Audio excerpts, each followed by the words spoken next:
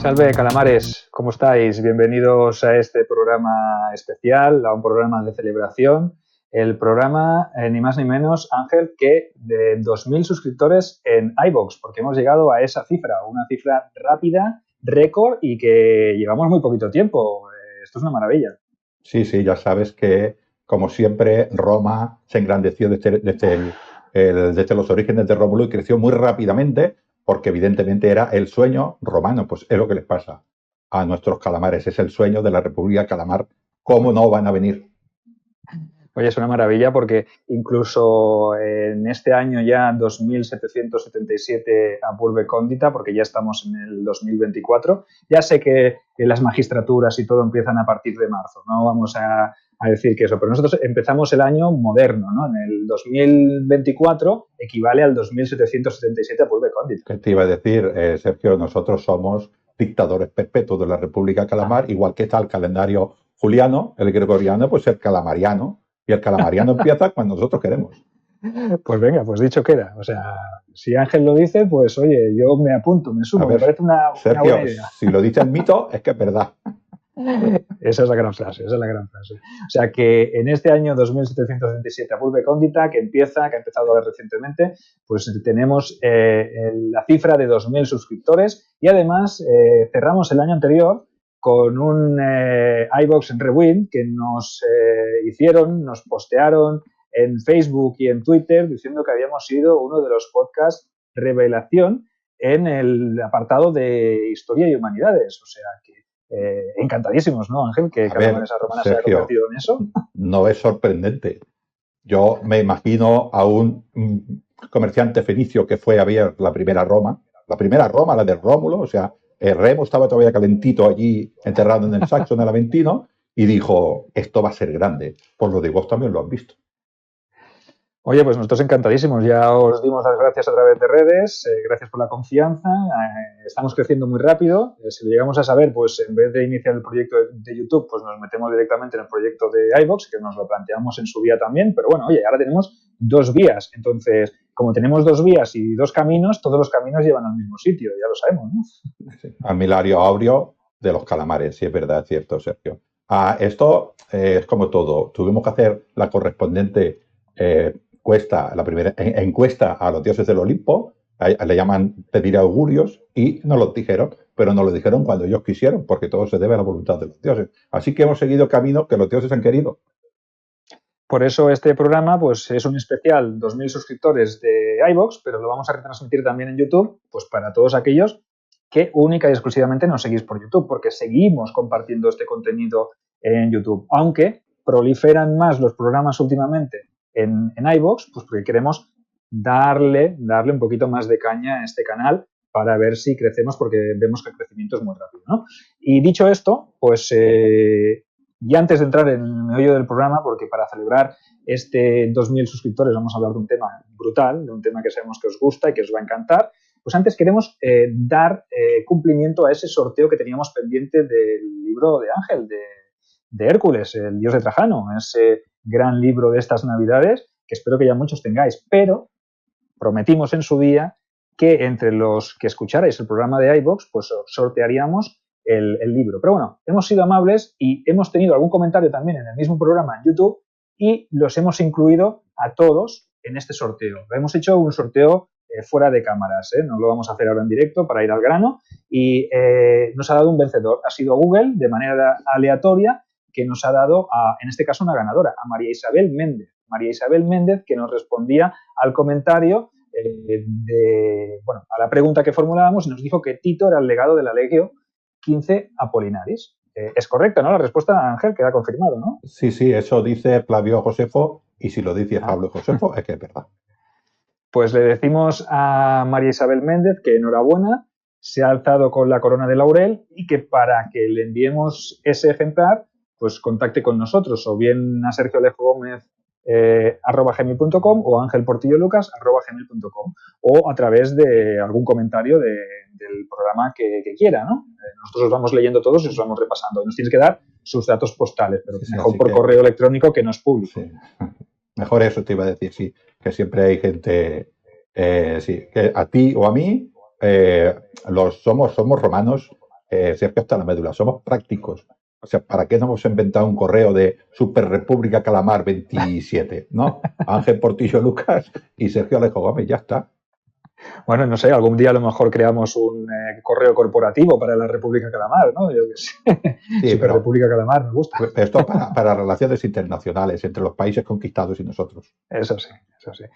Bueno, pues dicho esto, esperamos que se ponga en contacto con nosotros para que Ángel le haga efectivo este envío. Y mientras tanto, pues vamos a entrar en el meollo de hoy, ¿no? Porque hemos elegido un tema que seguramente os encante, que es ni más ni menos dentro de la sección que en iVoox lleva pocas ediciones, que es Grandes Batallas de las Legiones de Roma, pero que en YouTube ya tiene unos cuantos capítulos, pues hemos decidido hablaros de uno de los grandes momentos de la antigüedad, del Mediterráneo antiguo, ¿no? Uno de los momentos cruciales que marcaría quizá un antes y un después, porque podría haber cambiado mucho la película y la historia si hubiese sido al revés. Quizá de esto podríamos hacer algún día una ucronía también, ¿no? De decir, ¿qué hubiese pasado si en la batalla de Zama hubiese ganado Aníbal y no Escipión, ¿no? Pero bueno, hoy venimos a hablar de lo real. Bueno, hubiera ido Claudio Martelo, se lo hubiera cargado también. Quiere decir que tampoco será por grandes hombres Roma. Hoy os venimos a hablar precisamente de eso y lo queremos enlazar, pues para los que nos seguís en YouTube, ya hicimos un día un Grandes Batallas dedicado a la batalla de Ilipa, ¿vale? Donde hablamos de esa primera gran victoria de Escipión en Hispania. Para los que estáis en iVoox tendréis que escucharla a posteriori porque ya la colgaremos, la repescaremos de esa larga lista de vídeos que tenemos convertidos a audios y lo podréis escuchar. Pero hoy vamos a hablaros de qué ocurrió en ese año 202 a.C. en el norte de África y más o menos cómo estaba la situación previamente para que los romanos se decidieran a dar el paso, ¿no? Aníbal les había llevado la guerra hasta las puertas de Roma y ahora eran ellos los que tomaban la iniciativa y le devolvían con la misma moneda, ¿no? Bueno, ellos. El gran Escipión, porque Roma ya veía que la guerra no tenía ningún sentido, pero no lo tenía muy claro de ir a África. Pero a Escipión siempre dijo, me da igual que me des permiso, yo voy. Y al final Roma le dijo, bueno, ya que vas te damos permiso. A ver si me entiendes, pues es un consenso, ¿no? Aníbal llevaba ya mucho tiempo por el sur de Italia que no iba a ningún lado. O sea, los romanos ya le había pillado la táctica, que era no dejarlo tener una buena intendencia, ¿no? Cada vez que se desplazaba perdía ciudades, ¿no? Y ya se veía que la guerra ya había cambiado a favor de Roma. Era cuestión, bueno, creo yo, que era cuestión de tiempo. Aníbal, evidentemente, era un muy general, muy potente, podía darle la vuelta a esto, pero creo recordar que Roma tenía en aquellos momentos, voy a hacer un número aproximado, pero igual me quedo hasta corto, 21 legiones. Estamos hablando de legiones en todas partes, ¿eh?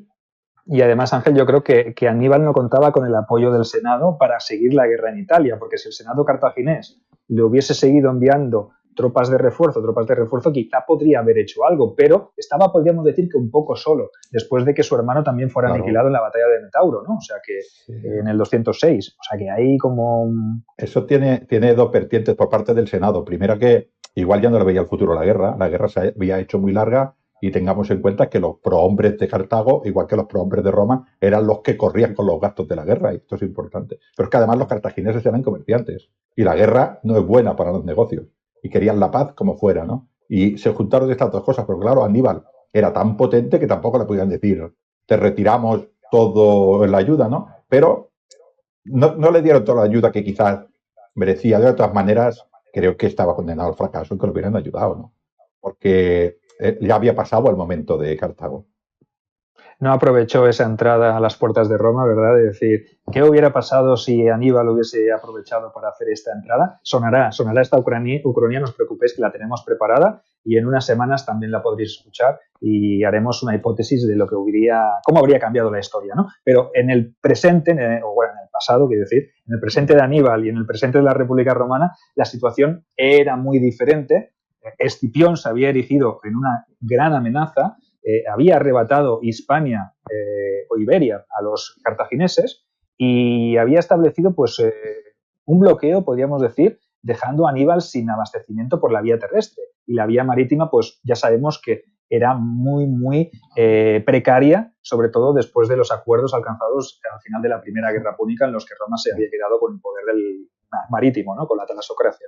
Además, un poquitín antes, creo, que Claudio Marcelo, en principio, tomó también Siracusa. Correcto. Con lo cual, la otra tercera potencia que podría estar haciendo tampoco existía. Así que el mar ya era totalmente romano, ¿no?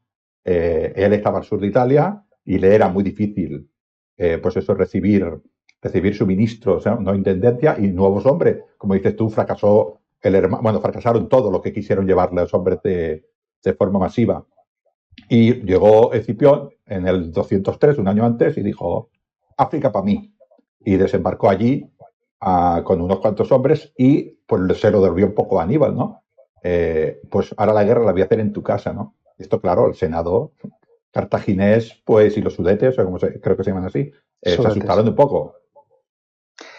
Sufetes, creo que eran sufetes. Sufetes. Y yo, has dicho antes el nombre de una ciudad siciliana y de un tal Claudio Marcelo, y eso me recuerda que fue en ese asedio precisamente, en esa toma de Siracusa, cuando se perdió a uno de los grandes talentos de la, podríamos decir, de la poliorcética, de la arquitectura, de todo, ¿no? La muerte de Arquímedes, ¿no? Que fue en ese asedio donde aquel soldado romano, pues, cogió a Arquímedes en la playa haciendo unos bocetos y lo mató y se perdió aquel día. Era amigo de Catón, ¿sabes? Era amigo de Catón y estos soldados le dijeron, los griegos son malos. Y lo mató. No pudo evitarlo. Es una desgracia. No sé qué más hubiera podido hacer. Muy importante, precisamente, Arquímedes en la resistencia de la ciudad de Siracusa ante las flotas romanas, ¿no? Que ante Claudio Marcelo. Y Claudio Marcelo dijo, si por casualidad alguien ve a un abuelete ahí haciendo cosas en la playa, que no me lo mate, por favor, que me lo traiga vivo, ¿no? Y va y se encuentra el único que estaba ausente en aquella reunión.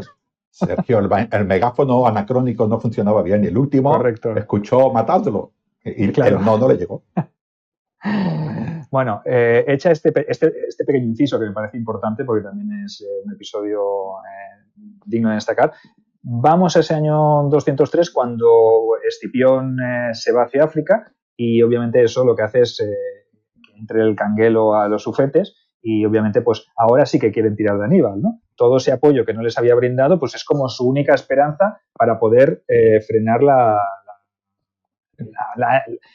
entrada, la llegada, porque no había nada, no había ningún ejército ni nadie que se interpusiese entre Escipión y la ciudad de Cartago, porque luego hablaremos un poquito de los númidas, pero también ojito con los númidas, porque había ahí un mejunje montado entre una de las tribus y la otra y las lealtades que tenían unos hacia unos y luego hacia otros, lealtades cambiantes. Entonces, en este caso, hay que decir que Escipión quería acabar la guerra también y dijo, mira, la única manera de levantar este bloqueo en Italia, en el sur de Italia, es mover a Aníbal. ¿Y cómo tenía que mover a Aníbal? Pues obviamente él contaba y sabía que si iba al norte de África, Aníbal acabaría apareciendo. O sea, que esto era de cajón.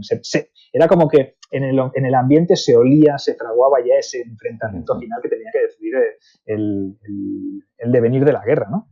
Sí. Bueno, lo pagaron, no sé por dónde pudo ir Aníbal. Creo que hubo incluso por parte de Roma, dice, si tú te vas, te dejamos irte. Yo imagino que sí, ¿no? Yo creo que llegado si este momento...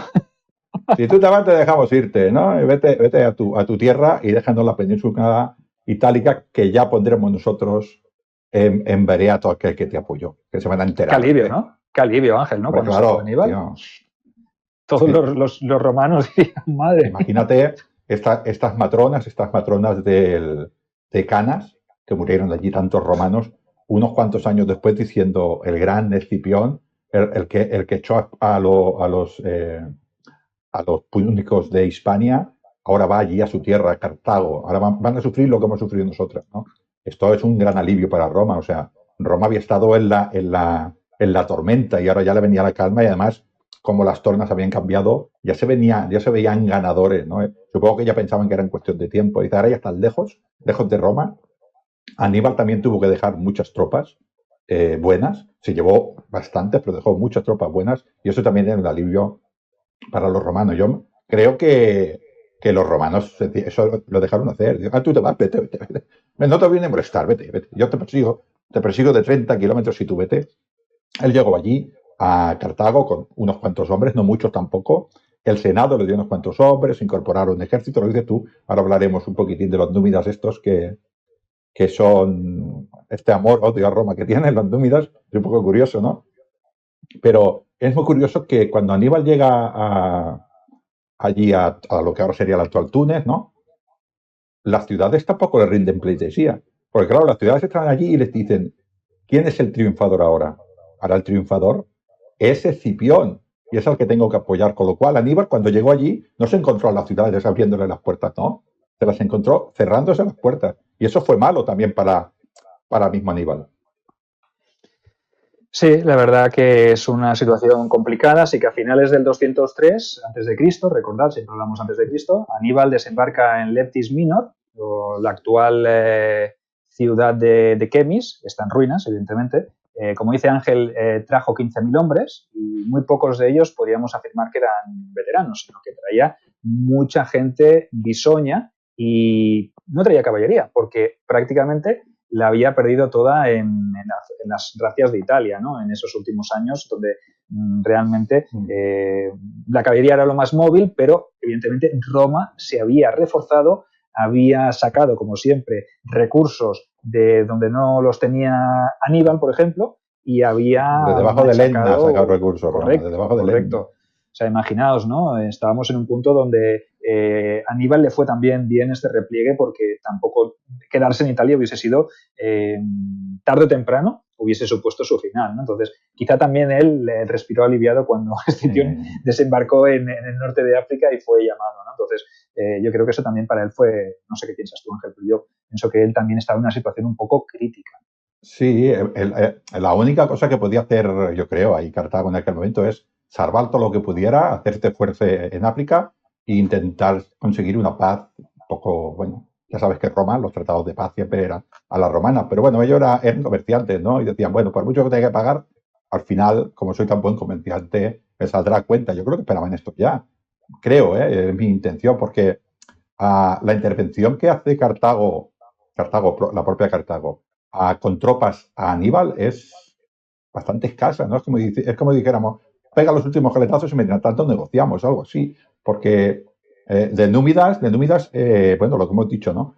Se le presentan a las órdenes de Tuntal Tiqueo, vamos a decir un poquitín, los Númidas están divididos en varios reinos, pero dos potentes, ¿no? Los de Masinisa y los de Sifax. Sifax era un tío también muy curioso, y es que ayudó, es como el Indíbil, ¿sabes? Ayudó un poquitín primero a Escipión, a Roma, cuando vio que los cartagineses ganaban, pues se fue con los cartagineses.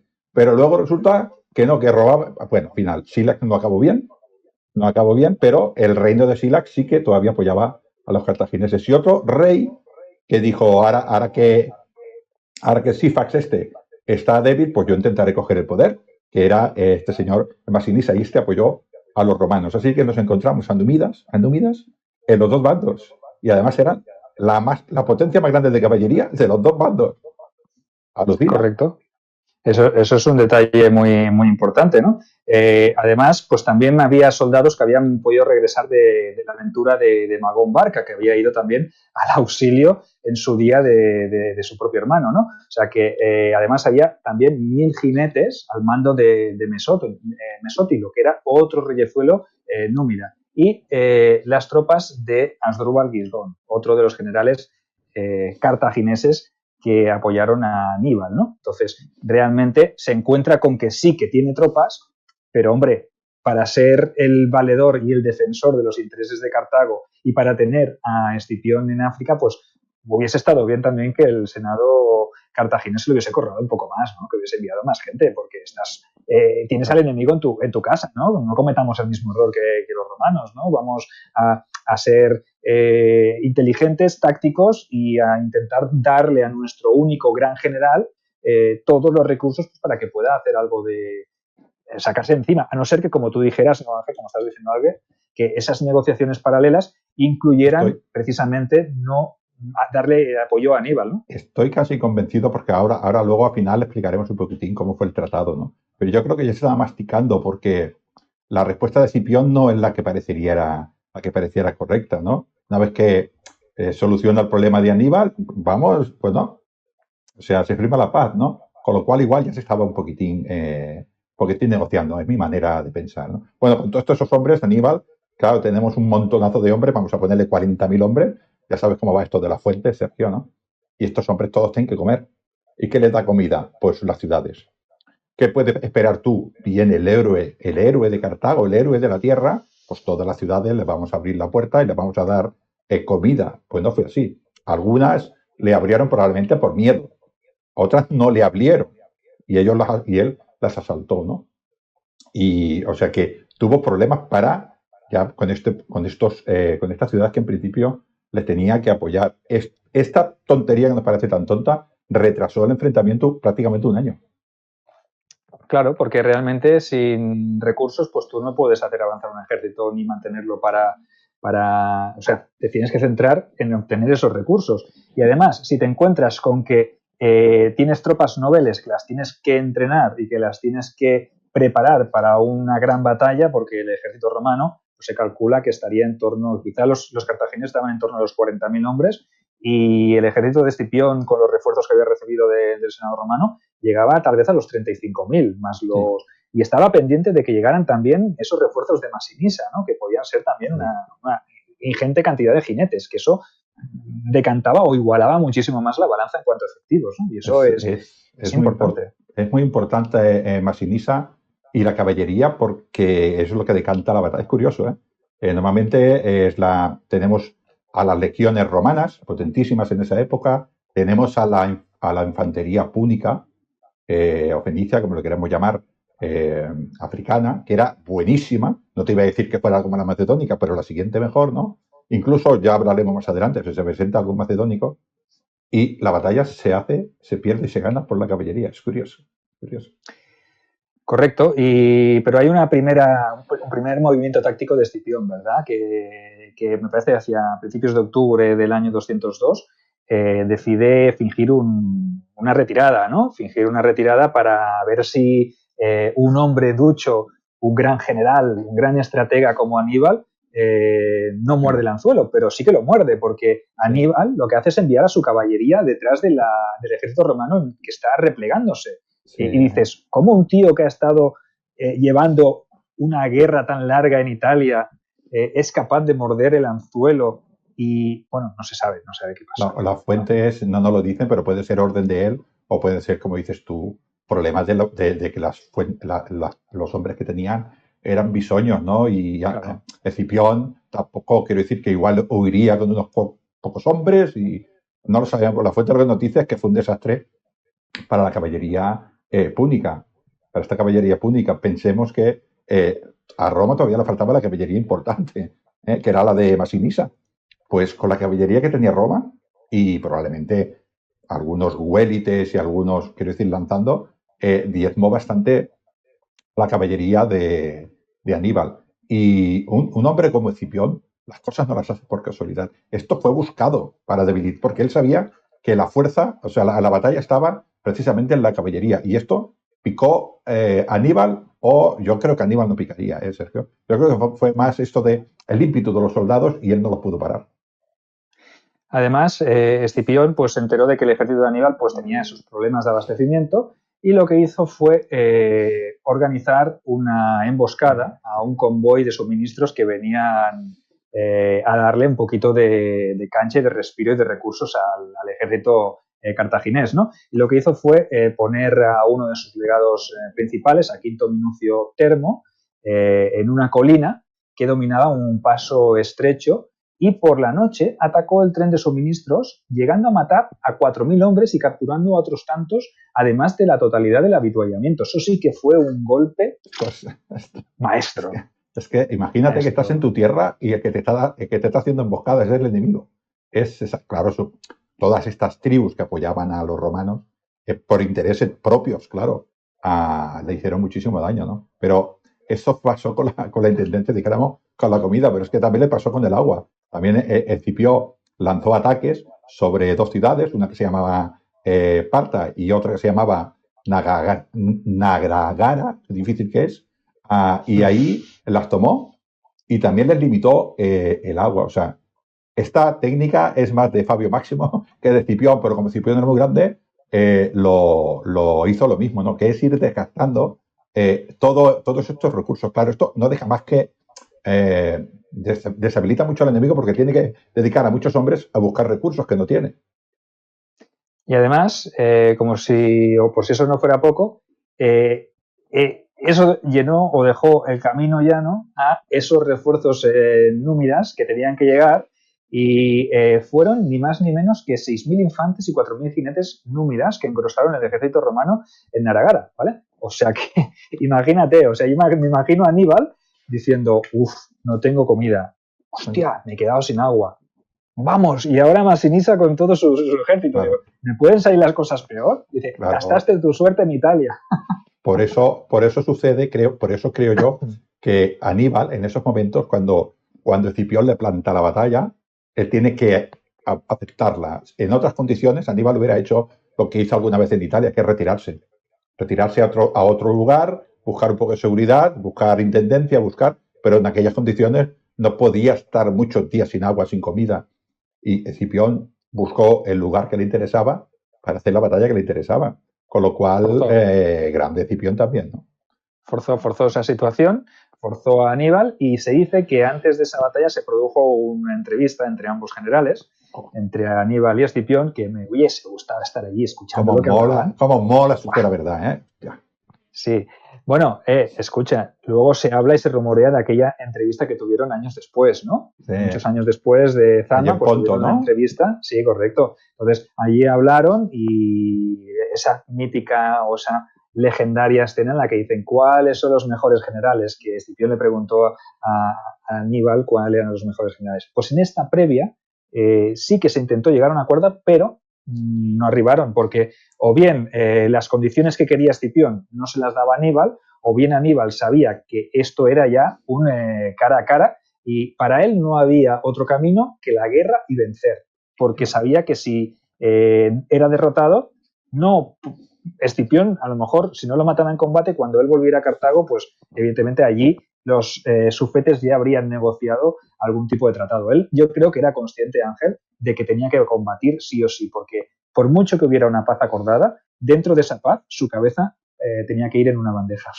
Lo tengo clarísimo. Aníbal se vio forzado por la táctica y la estrategia de Escipión a la batalla, pero también por su propia situación personal. Su familia, toda su familia, hermanos, estaban desaparecidos en extrañas circunstancias, o sea, muertos, y quedaba él solo, ¿no? Y era una pieza de negocio muy importante para los sufetes con Roma. Os damos a Aníbal y lo que pidáis, pero queremos la paz, ¿no? Y Aníbal no lo podía permitir porque sería aceptar su propia muerte. Nadie, y menos un hombre tan grande como él, que había hecho tantas cosas y que había vencido siempre a Roma, siempre no, pero la inmensa mayoría de las veces había vencido a Roma, pues ahora otra vez más, ¿no? Quizás él nunca se había enfrentado directamente a Escipión, con lo cual no sabía quién era. Esto yo pienso que lo había escuchado todo de oídas, ¿no? Escipión sí que se había enfrentado en Canas a Aníbal, sí, lo que pero pasa que no participó de manera activa como uno de los grandes generales, pero sí que conocía a Aníbal en el campo de batalla y lo había estudiado mucho mejor y quizá Aníbal, llegado a este punto, a lo mejor en Zama ya se lo tomó un poquito más en serio, pero a lo mejor después de Ilipa, de Baécula, del asalto en Cartago Nova, a lo mejor lo infravaloraba, pensaba, mira el chaval este, qué suerte que ha tenido el chavalito este y tal. Entonces, Aníbal yo imagino que tendría un ego bastante alto, llegados a este punto lo tendría todavía más alto, y infravaloró al muchachito. Y el muchachito, pues aquí le demostraría pues que de muchachito pues solo tenía quizá la edad, ¿no? Porque todo lo demás, todo ese genio, toda esa estrategia, toda esa visión, pues era la de un hombre muy experimentado, ¿no? Entonces aquí a lo mejor le hizo un poquito de sombra, pero vayamos a ese 19 de octubre del año 202, que es el planteamiento de la batalla, el día de la batalla, el día que decidiría el devenir de esa Segunda Guerra Púnica. Yo creo que hay un antes y un después. Yo creo que Roma, después de esta batalla, se cree que Roma y se lo come todo luego ya, ¿eh? Es una cosa increíble, ¿no? Pero bueno, la batalla Aníbal hizo una disposición relativamente clásica, que es 80 elefantes, que se dice pronto. Algo le daría al Senado cartaginés, porque 80 elefantes son muchos elefantes, ¿no? Los puso en primera línea junto con la infantería ligera. Es lógico. Primero voy a hostigar y a intentar romper pues, las líneas, evidentemente, romanas, ¿no? Detrás de esta línea de 80 elefantes y la infantería ligera tenemos a las tropas y más hombres, ¿no? Pero la principal fuerza era las que tenía su hermano Magón, que eran, ligures, galos, hispanos también, todas estas tropas que había tenido pues Cartago en la península ibérica, que venían con Magón, era gente importante, ¿no? Detrás de estos viene ya infantería muy, muy potente, que son las infanterías de los libiofenicios, que eran africanos de mucha importancia. Hay un contingente que he escuchado por ahí de unos 4.000 macedónicos que envió el que luego lo pasó tan mal. Que eso fue el origen de la guerra macedónicas. Filipo V, ¿no? Felipe V, Felipe V, perdón, se me ha escapado. Pero bueno, que le apoyó, si bien Filipo V no hizo una actuación muy importante en las guerras púnicas, pero ahí sí que le mandó unos cuantos hombres. Estamos hablando de falanges, tanto las fenicias como las macedónicas, muy, muy potentes, ¿no? Y a la parte de atrás todavía tenía otras falanges de aliados italianos, ¿no? Estas eran las tropas que tenía, y a la izquierda tenía lo que serían los aliados de Numidas, de Tiqueo, hemos dicho, y a la derecha pues había otros hombres que eran un tal Catalón, también caballería.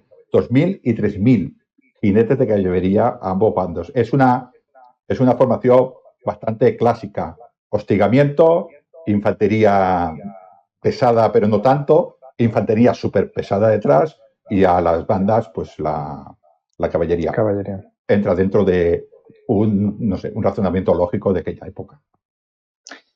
Sí, y por el bando romano, pues Escipión sabemos que formó a sus legiones en el centro, con el tradicional escalonamiento de adelante a atrás, de los manípulos de Hastati, Príncipes y Triari. Pero no lo hizo de la manera tradicional, como era lo más normal, sino que un manípulo de Príncipes, detrás de uno de Hastati y uno de Triari detrás del de los Príncipes, de tal manera que entre las filas de los manípulos quedaran grandes pasillos. ¿Vale? ¿Por qué?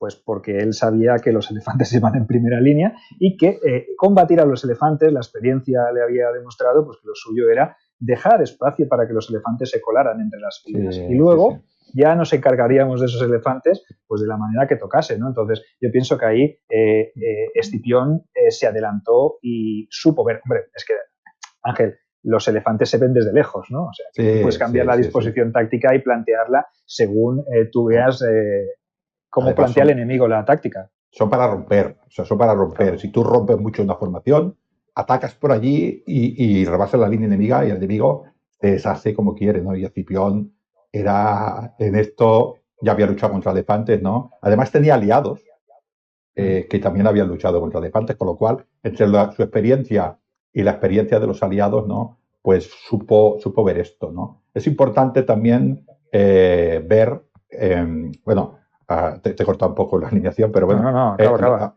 Escipión también hizo una formación clásica. La legión de enfrente, a las derechas los aliados italianos y todavía más al exterior la caballería, ¿no? Pero lo que hablamos de lo que has dicho tú de los pasillos del centro, los que sí que estaban en una línea conjunta, toda una línea entera, eran los huélites. Los huélites sí que estaban en una sola línea, ¿no? Es importante entenderlo, pero es una formación muy extraña. No sé si Aníbal se daría cuenta, ¿no? De los Astati, justo detrás de los Astati los Princeps y justo detrás de los Princeps los Triari. Esto no era normal, lo normal es que fuera tipo damero o ajedrez, ¿no? Claro. Por ejemplo, las casillas negras. Esto era lo normal, pero Aníbal, esto también es decisivo en la batalla, ¿eh? Correcto, y esas tropas ligeras, esos huélites, ocupaban los espacios que había entre los manípulos de la primera línea y ante cada una de esas cohortes situó hombres armados con estacas de madera y con pinchos de metal, ¿vale? Para dirigirse, evidentemente, contra los elefantes enemigos. Claro.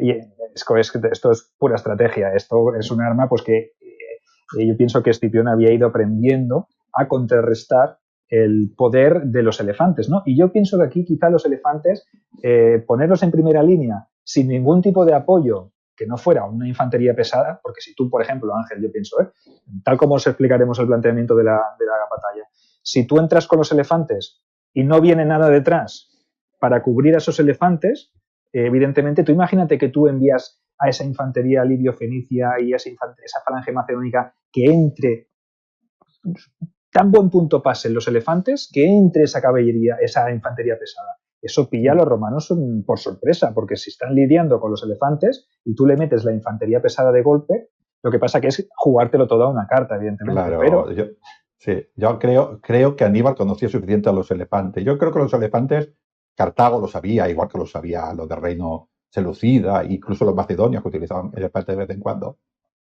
Es que los elefantes eran unas armas muy potentes, pero que también causaban mucho fuego amigo. O sea, eran unas armas peligrosas, ¿sabes? Como la granada, tiras 5 y te explota una. Con lo cual, poner muy cerca a los elefantes de, por ejemplo, su infantería pesada fenicia, podría pasar que los elefantes se enfadaran, corrieran, no vieran qué enemigo era y destrozaran sus propias fuerzas, ¿no? Entonces, si es infantería ligera, pues bueno, ya se apañarán y además infantería ligera es fácil de contratar, ¿no? Pero estos profesionales macedónicos o fenicios eran hombres muy bien preparados, ¿no? Y jugárselos en primera línea, pues yo creo que él no lo veía, pero como dices tú, hubiera sido una sorpresa enorme.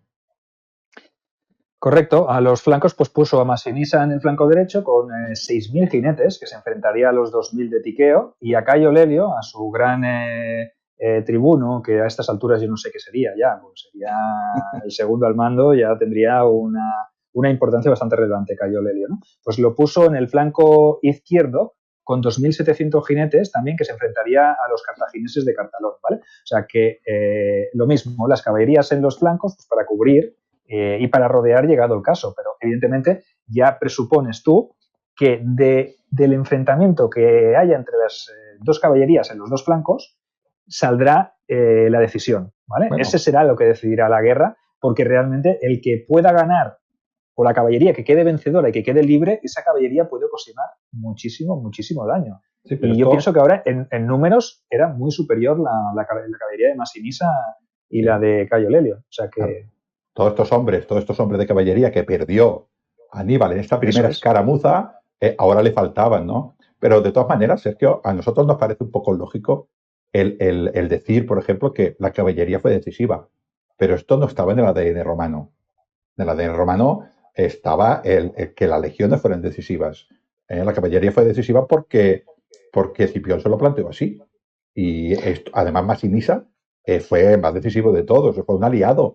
Luego lo trataron relativamente bien, ¿no? Pero fue un aliado importante, bien, pero ya ves si lo se aprovechó. Ángel, pero esto que dices de la caballería, pero si hubiese sido la caballería romana, a lo mejor no hubiese sido tan decisiva, pero es que hablamos de 6.000 númidas con un tipo de combate muy diferente al que utilizaba la caballería romana, que no era una caballería muy potente, pero es que los númidas... fíjate, Sergio, es que vamos a hablar de otra cosa. Sí, fíjate, Sergio, si es curiosa la cosa, la historia hace cosas muy... Tenemos en el centro tenemos a Escipión, pedazo Escipión, uno de los generales más grandes que ha dado Roma. Al otro lado tenemos a Aníbal, yo creo que el más grande general que ha dado Cartago, y quizás de esa época lo podríamos comparar con Pirro si quieres, pero de romanos nadie lo iguala a Aníbal, ¿no? Y la batalla se decide por las rencillas que hay entre Masinisa, que es un rey númida, y otro que se llama Tiqueo, que es de otro bando númida. Ahí es donde se decide realmente la batalla. O sea, cuando los de Masinisa atacaron a los de Tiqueo, para ellos era una batalla de númidas contra númidas, de reino númida contra reino númida. Es fuerte esto, ¿eh? Sí, pero bueno, llegaremos a ese momento. Vamos a empezar a definir el movimiento táctico, porque como tengo los elefantes en primera línea, lo que hago es lanzarlos contra las filas romanas, ¿no? Pero claro, los romanos dijeron, dijo Escipión, cuando vengan esos elefantes vamos a asustarlos. ¿Y cómo los asustan? Pues utilizando todos los instrumentos de viento que podía tener en aquel momento la formación o el ejército romano, ¿no? Que eso evidentemente, pues los elefantes hacen ruido, pero si tú tienes esos instrumentos todos sonando a la vez, pues molestan un poco, ¿no? Sí, los cornuas, las trompetas, la flauta dulce, todo lo que te digo en aquel momento empezó a sonar. los elefantes, pues claro, van hacia las tropas, los hombres gritando, aquellos hombres, porque claro, me imagino que los romanos no enseñarían estas lanzas que tenían preparadas delante de los stati para que no cargaran contra ellos, las sacarían en aquel momento y los elefantes, pues claro, algunos se asustaban, los más pisoños se asustaban, los que no, pues iban con sus dueños hacia adelante. Y hay un movimiento muy importante aquí que es el de los huélites.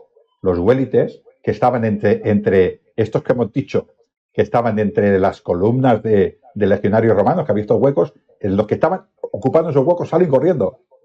Al final, ¿qué se encuentran los elefantes? Por un sitio, unos pinchos que los pueden matar y por otro sitio, unos huecos.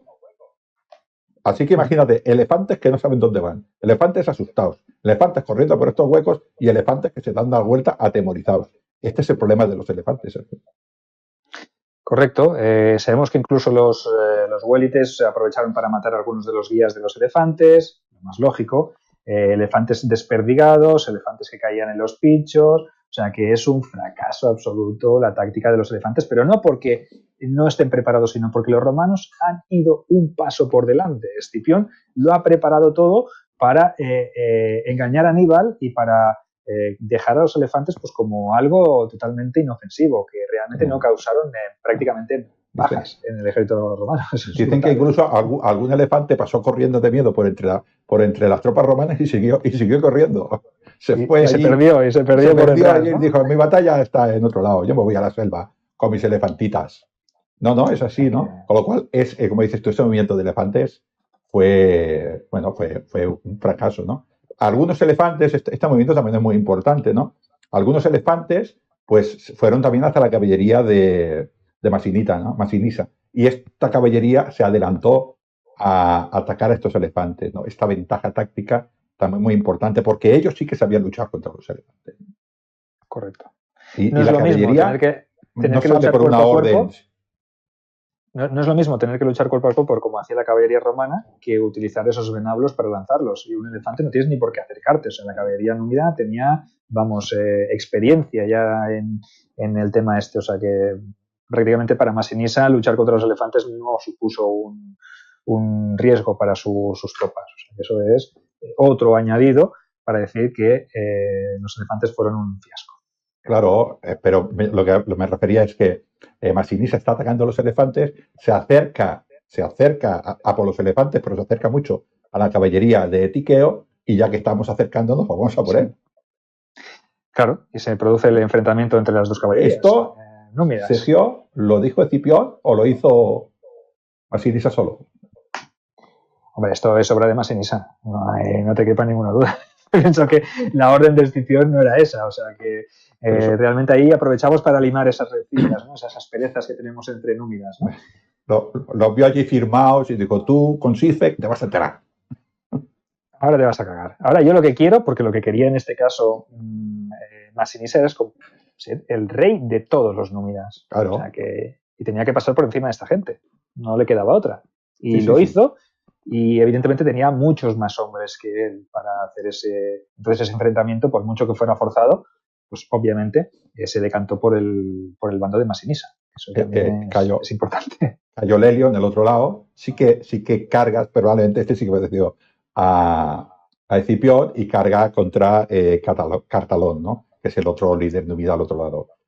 Y bueno, pues las caballerías están luchando. Pero ahora la caballería lucha y se mueve. Y al parecer se mueven, corren, pero corren uno detrás de los otros y la caballería se va. La caballería se va del campo de batalla. Es espectacular. O sea, lo que estoy diciendo, los númidas están luchando contra otros númidas. Les da igual. No voy a decir que les da igual porque quieren que ganen los romanos. Pero están en otra guerra. Cayo Lelio no se hubiera ido. Entendemos, ¿no? Con lo cual, ellos... allí tenemos una lucha de númidas contra númidas que ellos van a su rollo. Se están matando los unos a los otros y Escipión y Aníbal están allí enfrentándose, ¿no? Y empezamos, ¿no? Pues, ¿qué dice Aníbal? Pues empezar a atacar ya. Chavales. Claro, porque la verdadera batalla todavía no ha empezado. Porque realmente las tropas de infantería, que son el grueso principal de los ejércitos, todavía ni se ha puesto en marcha, ¿no? O sea que Ahora sabemos que la primera línea púnica lo que hace es lanzarse contra los Hastati. Primero se arrojan, obviamente, pues las jabalinas mutuamente, como dice todo el protocolo de guerra o de batalla entre infanterías, y luego pues el cuerpo a cuerpo. Y al principio pues parece que la ventaja se la llevó la infantería de Aníbal, que hizo retroceder a los Hastati y a los aliados, apoyados por los príncipes, que iniciaron el contraataque antes de que llegara el apoyo de la segunda línea púnica, porque imaginaos, es un choque de titanes, dos líneas empujándose, y hay otra línea detrás y otra línea detrás. Aquí hay un fallito, vuelvo a repetir, que no sé por qué es, pero empezamos a ver que Aníbal ya no empieza a controlar muy bien los hombres, ¿no? Porque esto creo que nos lo dice Polibio, puede ser que nos lo explique la batalla. Ya nos dice que es Polibio, sí, Polibio de Megalópolis. Ya nos dice que la segunda línea púnica estaba separada de la primera. Esto no pasó con los Princeps y los Astati. Cuando los Astati tuvieron problemas, los Princeps fueron a ayudarle, y por eso la primera línea púnica tuvo problemas. Claro, correcto, pero ¿a qué respondió esto? ¿A prudencia por parte de Aníbal? ¿A miedo? ¿A tropas bisoñas también? Que yo creo que tropas bisoñas. Claro, no estaban tan bien entrenadas, no eran las infanterías pesadas curtidas que llevó él en sus campañas italianas, entonces no tenían una experiencia, ni muchos de ellos jamás se habían enfrentado al tipo o a la modalidad de combate o al estilo de combate de las legiones romanas, ¿no? Donde todo era un cuerpo que se movía de manera compacta, ¿no? Entonces, evidentemente, pues eso hizo que la primera línea púnica retrocediera, que se replegara por los flancos, y en algún lugar de los centros, sí, es como si se tuvieran que retroceder y formar, echarse tan para atrás que se juntara con la segunda línea púnica. O sea, imaginaos, ¿no? Hay como una especie de, no diría desbandada, porque no la es, porque hay cierto orden, pero sí que es verdad que el empuje de las líneas romanas lo que está haciendo es que las líneas púnicas, la primera línea púnica, llegue hasta el punto en que choque con la segunda línea púnica que estaba en espera, ¿no? En retaguardia. O sea, que eso es también ceder terreno, pero de manera peligrosa. Sí, de esta se ve que los Princeps y los Astati se iban turnando, iban luchando contra esta primera línea y contra la segunda, que también, claro, llegó a la ayuda. Parte de los hombres de la primera línea púnica se fueron a unas colinas que había alrededor, pero a los flancos, dejando el frente de batalla, y quedó la segunda. Escipión pues empezó a atacar contra esta segunda línea, Princeps Astati, hasta que al final pudo vencer a estos púnicos. ¿Cómo lo hacía? Pues retrocedía. Siempre lo hemos dicho, Sergio, muchas veces en las batallas no son un ataque constante contra una línea, son vuelvo hasta que puedo romper. Y esto parece ser que es lo que nos dice Polibio, ¿no? Pero como dices tú, los Princeps estaban ya reventados y los Astates estaban reventados. Y te voy a decir una cosa, igual no te lo quieres imaginar, pero los mejores hombres de Aníbal todavía no se habían movido. Los mejores, estamos hablando de falanges macedónicas y de falanges, las falanges macedónicas y las falanges púnicas estaban fresquicas. Sí, así que Escipión reorganizó su dispositivo táctico sobre la marcha e hizo que los Hastati se colocaran en el centro y a ambos lados de ellos los príncipes, y en el extremo de ambas alas los Triari. Lo que hizo fue extender mucho el frente, ¿no? Porque claro, tenía delante a la élite fresquita de los infantes más pesados de cartagineses, ¿no? Esa infantería libiopúnica más potente con los macedonios, ¿no? Y el choque de ambas formaciones pues fue violentísimo, ¿eh? Y cuando los cartagineses parecía que iban a llevar las de ganar, reapareció en batalla la caballería romana, tanto los itálicos como los númidas, que obviamente habían hecho ya sus historias, habían derrotado a las dos caballerías, tanto númida como cartaginesa, y lo que hicieron fue decidir la batalla.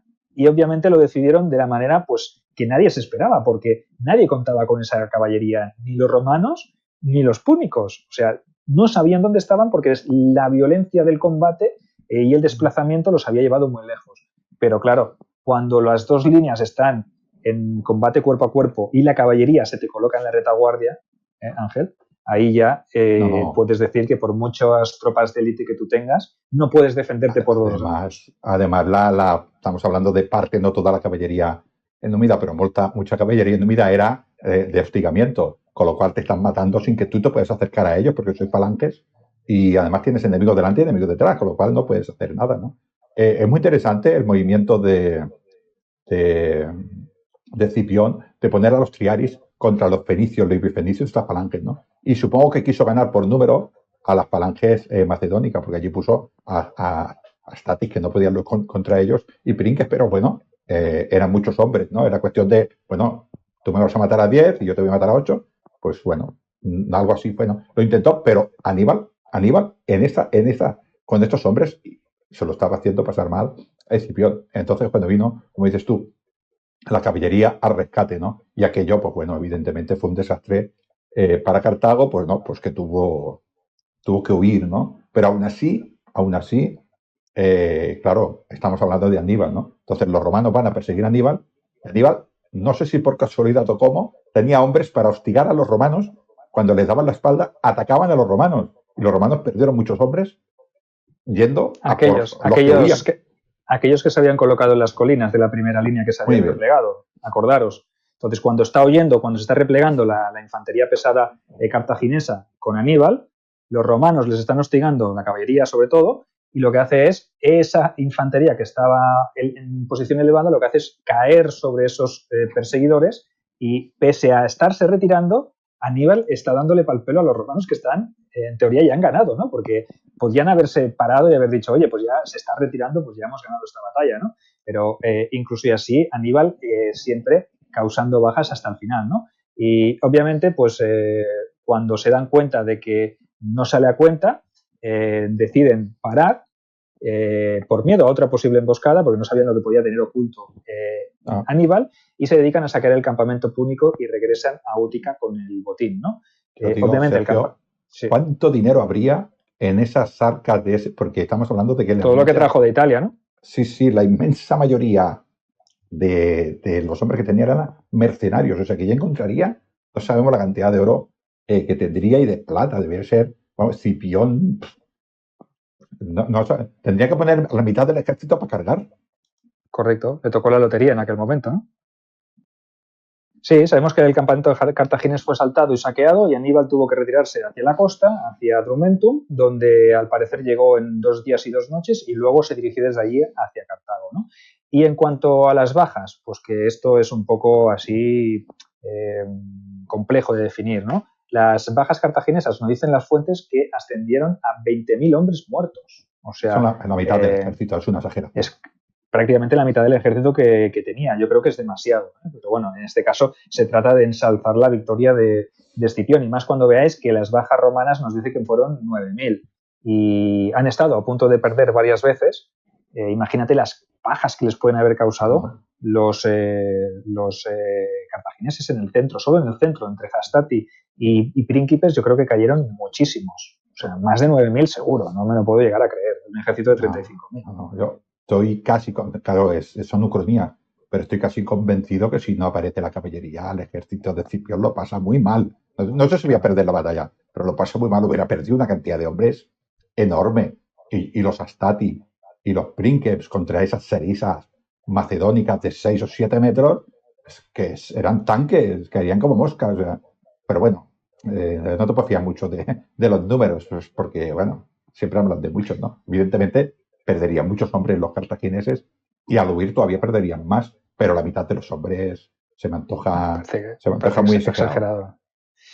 Cayeron 11 elefantes muertos, según dice Orosio, 80 elefantes resultaron en total muertos y capturados, o sea, serían todos, un poco exagerado, pero bueno, la verdad es que se perdieron muchos también en el campo de batalla y más allá de los lindes del campo de batalla, o sea que eso. Y dice que se capturaron 132 enseñas militares de los cartagineses. Bueno, no sé, la cuestión es que Escipión, una vez de ganada esa batalla de Zama, no marchó contra Cartago, sino que fue entonces cuando hizo esa, como ha puesto Ángel en nuestro guión, esa generosa oferta que le hizo. Generosa. En la que les dijo a Cartago que entregara todos los buques de guerra y elefantes que se comprometiera a no entrar en ninguna otra guerra sin permiso de Roma, que Masinisa sería instalado en su antiguo reino y que pagarían una indemnización de 10.000 talentos de plata a razón de 50 años. O sea que Sergio, casi nada. Sergio, eso es un precio justo por una guerra, pero por tantos romanos muertos. Se la querían pagar en 15 años, tío. Fue generosa. Oye, que de esto tenemos un audio que publicamos hace poquito, que es Cartago entre guerras, y ahí os explicamos qué pasa después de Zama hasta el principio de la Tercera Guerra Púnica, que algún día tenemos que hacer el de la Tercera Guerra Púnica, ya veré, no os preocupéis. Y la importancia de que hemos dicho de Masinisa, ¿no? Que fue el casus belli de esta Tercera Guerra, ¿no? Con lo cual todo va relacionado. Todo está relacionado. Todo va ligado, claro. Es que al final estos grandes hombres, ¿no? Bueno, Aníbal, como dices tú, se fue a Cartago y como era parte de la palabra, no sé si escrita o no escrita, pues hombre, tuvo que irse, porque si no sabía que lo iban a entregar sus propias gentes, eso hubiera sido vergonzoso. Yo creo que los cartagineses miraron por otro lado, le dieron la copia de una llave de la puerta de la ciudad y dijeron, vete, y nosotros diríamos que te hemos perdido. Porque claro, si lo entregan los cartagineses, igual hay una revuelta en la propia Cartago. Sí, habría mucha gente, muchas personas, muchos cartagineses partidarios de los Barca, o sea que tampoco es que fuera una cosa que todo el mundo a entregar la cabeza a Aníbal, no, sino que para muchos Aníbal era un héroe, había hecho una gran gesta, entonces entregarle la cabeza en bandeja de Aníbal a los romanos pues tampoco parecía justo, ¿no? Evidentemente sabemos que Aníbal estuvo un tiempo en Cartago, que incluso llegó a estar dentro de sus sufetes, pero al final se tuvo que ir por patas y se puso al servicio de todos aquellos reinos que acabaron levantándose contra la República Romana, porque tenía siempre esa herida en su corazón, esa frase que le había dicho su padre, que le había hecho jurar odio eterno a Roma, pues siempre le acompañó esa frase, ¿no? Ahora, también tengo que decir que después de haber estado invicto hasta el año 202, que viniera un chavalito romano y en tu propia tierra te diera pal pelo con una brillantísima victoria, porque esta batalla de Zama hay que verla como una de las grandes victorias romanas. Eso tiene que doler mucho en el orgullo, ¿verdad, Ángel?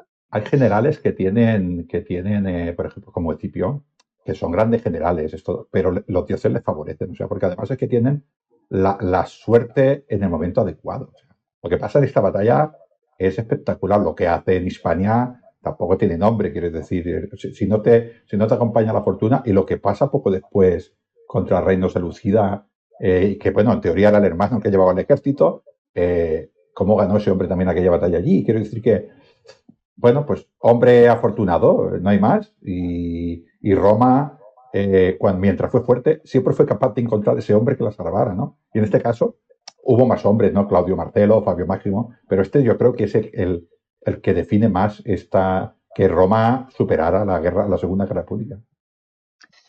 Correcto. Oye, pues hasta aquí el relato de la batalla de Zama. Yo creo que es muy especial y hemos elegido este tema porque sabíamos que para una efeméride como esta de 2.000 suscriptores merecía ser narrado un episodio brillante de la historia de las legiones romanas. Hay muchos más episodios, evidentemente, pero como teníamos ahí el de Ilipa, habíamos hablado de Cartago entre guerras y tal, digo, vamos a coger Zama y para celebrar estos 2.000 suscriptores les traemos un regalazo a estos calamares que nos apoyan tanto. Aquí, ¿qué te iba a decir? Publio Cornelio Escipión ya no era Publio Cornelio Escipión, no. Ya era el Africanus a partir de aquí. El pedazo de triunfo que llevaría a Roma. Yo creo que los carros entraban por la puerta Triunfalis, ¿no? La Carmentalis, bueno, uno de los lados de la puerta Carmentalis, y llegarían, yo qué sé, ¿hasta dónde llegarían? ¿Cuánto tiempo estarían entrando esos carros del botín, ¿no? Pasaban por allí, por el templo de Hércules a dejar un diezmo, y luego al templo de Júpiter. Era espectacular. Ahí sí que hubiera querido estar. No, y además es que esto supone un cambio en el paradigma de las últimas décadas, ¿no? Los romanos arrinconados contra las cuerdas con el miedo en el cuerpo, y ahora es al revés. Ahora es Cartago quien rinde pleitesía a Roma, y ahora sí que no hay nadie que te pueda hacer sombra en todo el Mediterráneo. Ahora ya se trata de empezar a expandir los tentáculos, ¿no? Y luego ya nos fijaremos en los enemigos que ayudaron a a Aníbal, ¿no? Ese Filipo V lo tenemos ahí siempre de reojo mirando, ¿no? Y evidentemente empieza una nueva era, ¿no? Sí, yo creo que aquí cambian una nueva hora de Roma. No voy a decir que Roma no fuera expansionista, pero Roma se encuentra de golpe con la península ibérica, que es un problema que no sabe qué hacer. Está con la península ibérica prácticamente 100 años para arreglarlo. Pero bueno, ya se ve dueña del... No hay nadie en el Mediterráneo occidental que realmente le pueda hacer sombra. Tiene problemas en Iberia, pero Iberia no va a conquistar Roma. O sea, entonces dedican sus esfuerzos a Oriente. Y en Oriente está la riqueza, ¿no? Y esto cambia mucho, bueno, toda la visión de Roma, incluso la visión que tienen de las élites de la guerra. O sea, cambia todo muchísimo, ¿no? Y la cantidad de esclavos que llegan. Es una otra Roma. Casi podríamos decir que Escipión fue, no directamente, pero el creador de otra visión de Roma. Roma, a partir de Escipión, vio el mundo de otra manera. Correcto. Y sobre estas guerras en Oriente, pues también los que nos seguís en YouTube, ya sabéis que tenemos varios vídeos explicando estas guerras de Filipo con Filipo V, con los Seleucidas, todas esas guerras orientales. Los que nos seguís en el canal de iVoox, no os preocupéis porque repescaremos también estos programas y os los volveremos a ofrecer porque contamos en su día con Richie del canal Helenismo y Roma, un experto en toda esa parte oriental, y vendrán esos momentos también. Y no os los explicaremos nosotros directamente, sino que contaremos con el apoyo de un experto. Y bueno, y hasta aquí. Si imaginaos, si con 2.000 suscriptores os hemos traído Zama, si llegamos a los 3.000, 4.000 o 5.000, lo que os podemos llegar a traer. O sea que apoyadnos, suscribíos al canal, haceros fans, apoyadnos, haced lo que tengáis que hacer, pero sobre todo no nos dejéis en la estacada porque nos queda toda la parte oriental por conquistar. Sí. Ahora empieza la nueva era de calamares. Claro, suscribiros, sobre todo os digo lo mismo, suscribiros todos aquellos calamares que no sabéis que queréis ser calamares. Hay muchos por ahí. Suscribiros a Calamares a la Romana porque batallitas y cosas muy importantes sobre nuestra Roma y mundo clásico, que Sergio siempre me mete en ese mundo clásico y hace bien. Él siempre dice que me saca de mi zona de confort, pero a mí me gusta el peligro, ¿no? Pero bueno, todos estos contenidos os los podemos traer si nos ayudáis.